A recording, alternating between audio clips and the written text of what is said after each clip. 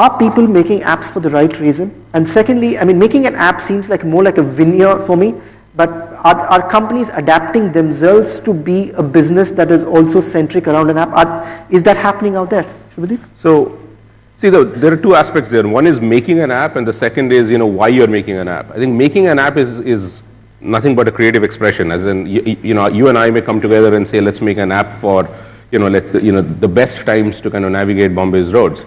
There's an app. Now, the next part is, why did you make that? Did you make it for yourself? Did you make it for someone else? And if you're a brand, what exactly were you expecting to do? This is where the question of relevance again comes back. Because an app is, after all, is an invitation to a bunch of strangers out there where you're saying, this is my vision, this is what I wanted you to do with this. Are you interested? And you'll get a very binary response, yes or no. And quite literally what is happening is, I don't think we are asking ourselves that question well enough or frequently enough, and saying, is this going to be relevant?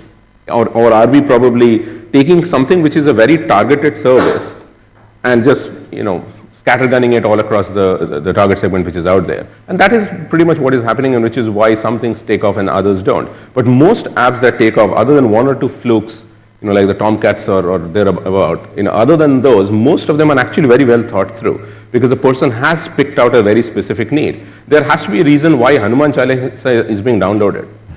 Because, sitting on this chair, you can't immediately figure out why would I need to build an app. It could be a very simple, lightweight app. But someone's, clearly thought that there is a need out there, put it out there, and people are downloading it. Okay. So, engagement as an essential tool is something which, application developers at one point of time miss. Creating an application is, you hire developers, your designer, and your application is ready. However, what kind of innovation and engagement you are trying to derive out of those users whom you are targeting, that is the most important thing, because that will, identify the target audience and then deliver those content to them.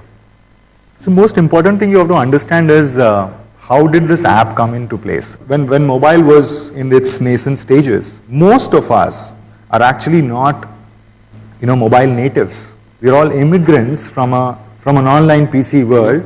We're trying to adapt to a new technology. If you ask my 4-year-old daughter, she's completely native to mobile. She doesn't have any problem handling any device of any sort.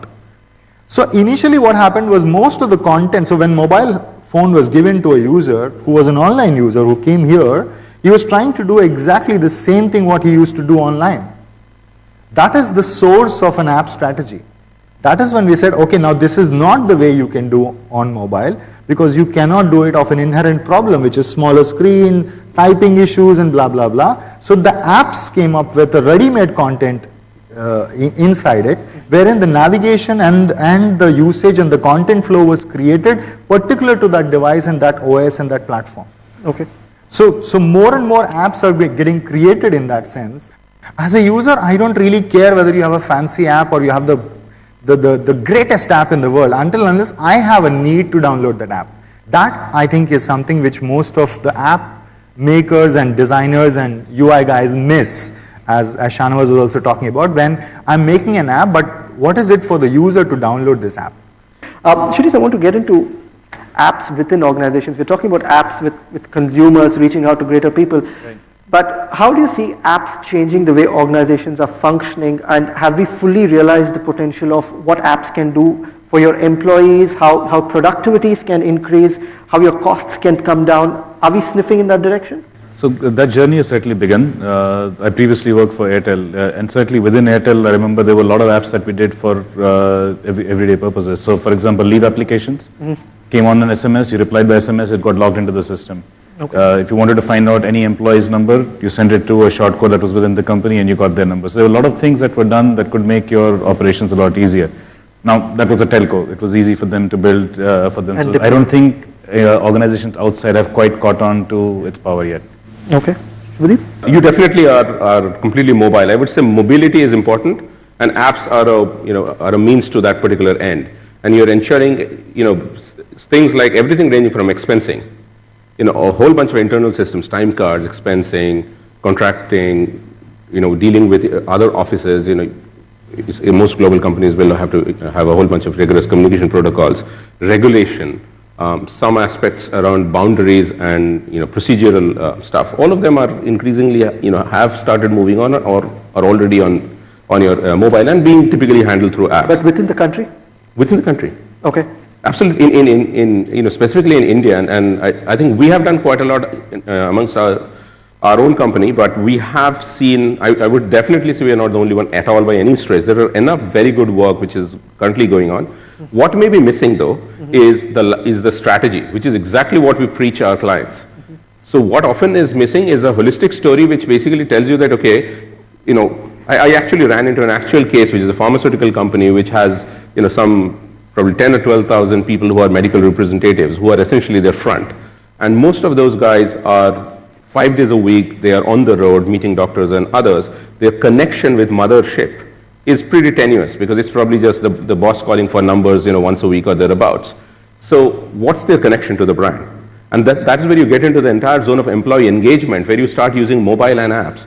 And so now simple things like stories, newsletters, access to intranet, and instead of just giving them access, curating articles from intranet and pushing it onto their devices is a fundamentally different orientation around driving engagement, because you just realize that most of those guys spend 2 to 3 hours waiting in front of some doctor's clinic, doing nothing. At that point in time is a great opportunity for the brand to reconnect with its employees and say, okay, so here you go, this is what the mother brand is. So you suddenly have an employee engagement as well as productivity story straight away. Fantastic.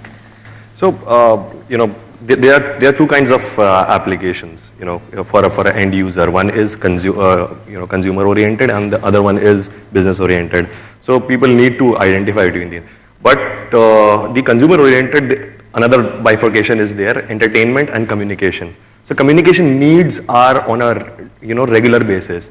I would say that at one point of time we used to do a lot of mails, but nowadays we are just texting or using messengers like Nimbus. We just promoting all the activities within the organization through group messages and everything.